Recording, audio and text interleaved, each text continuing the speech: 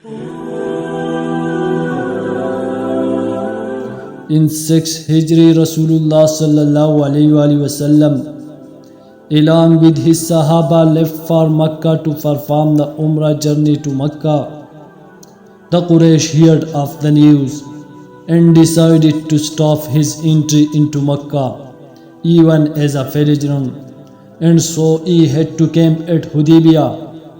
The devoted Sahaba, 1400 in number, however, wanted to enter, even if it involved an open fight. But Rasulullah sallallahu alaihi wasallam viewed the matter differently, and in spite of Sahaba eagerness to fight, entered into a treaty with the Quraysh, accepting their condition in full. This one-sided and seemingly ungraceful truce was a very bitter pill for the Sahaba to swallow. But their devotion to Rasulullah sallallahu alaihi wasallam would not allow them to differ, and even such a brave man as Umar Radiyallhu anhu could not but to submit his decision.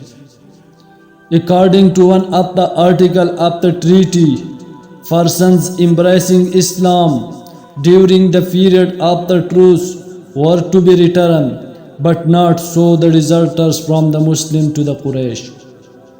Abu Jandal Radiyallhu anhu, a Muslim in Makkah, was suffering great persecution at the hand of the Quraysh. They kept him constantly in chains. On hearing about the arrival of Rasulullah sallallahu alaihi wasallam in Hudaybiyah, he escaped somehow and managed to reach the Muslims' camp at the time when the truce was about to be signed. His father Suhail, till then a non-Muslim, was the enemy of the Quraysh in the negotiation for the truce. He slapped Abu Jandal Radiyallahu anhu on his face and insisted on taking him back to Makkah.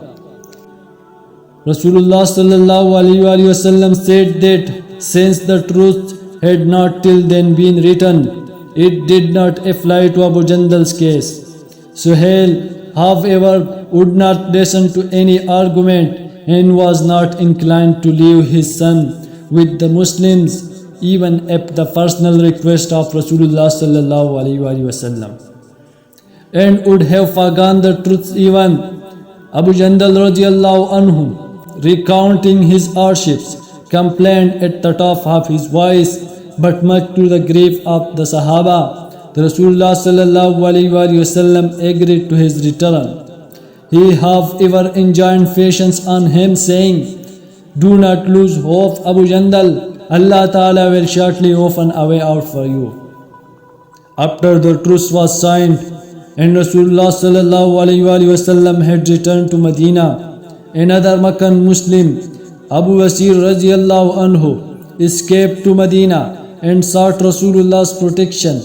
Rasulullah sallallahu alaihi wasallam refused to accept his request, and in deference to the truce condition, handed him over to the two persons who had been sent by the Quraysh to claim him. He however advised him, as he had advised Abu Jandal Radiyallahu anhu, to be patient and to wait for the help of Allah Ta'ala. When Abu Basir and his escort were on their way back to Makkah, Abu Basir Radiyallahu anhu said to one of them, "Friend, your shirt is very fine." The man was flattered and took it out from the sheath and said, "Yes, it is really very fine, and I have tried it on so many persons. You can have a look at it." Most foolishly he gave the sword to Abu Basir Radiyallahu anhu, who immediately tried it on its owner and killed him. The other man ran away and reached Medina to complain to Rasulullah sallallahu alaihi wasallam. In the meantime, Abu Basir Radiyallahu ta'ala anhu also arrived. He said to Rasulullah sallallahu alaihi wasallam, "O Rasul of Allah Ta'ala, you returned me once and fulfilled the condition of the peace pact. I had no obligations, and I managed my escape from them by this trick, as I was afraid of their forcing me to leave Islam."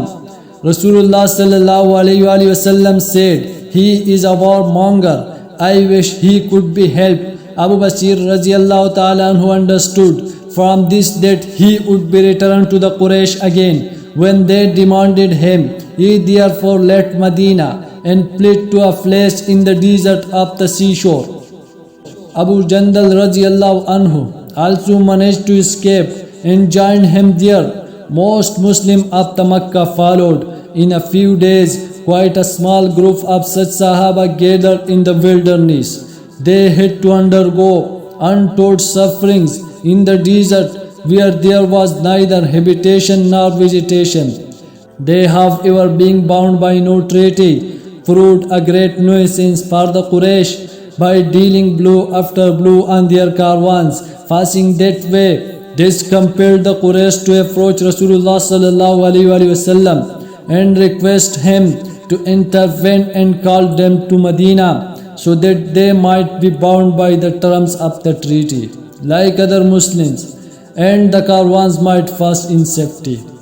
It is said that Abu Basir Radiyallahu ta'ala anhu was on his deathbed when the letter sent by Rasulullah sallallahu alaihi wasallam permitting their return to Medina reached them. He died while holding Rasulullah's letter in his hand. No power on earth can make a person give up his faith, provided it is a true faith.